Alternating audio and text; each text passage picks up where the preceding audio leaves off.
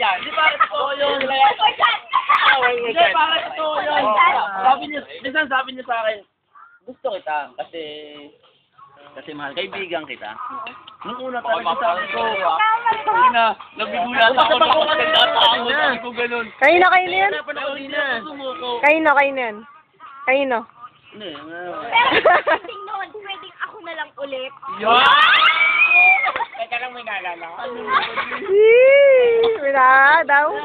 Parang buminggo ah. sabi ko pwede bang, sabi ko talaga sa Parang sabi nagbigay ko, ka na sa makungan. pwede bang wag mo pigilan yung pagmamahal ko sa'yo.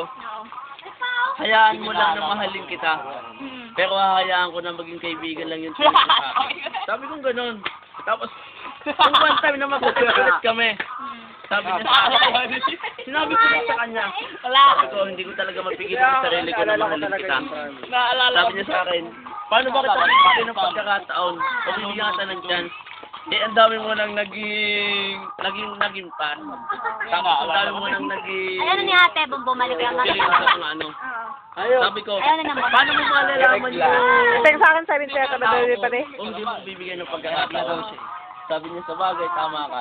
O sige, bibigyan kita ng pagkakataon. Hindi na, malim. Alam, lalo kang Tama na nga ha. Kung ikaw kaya... Hoy!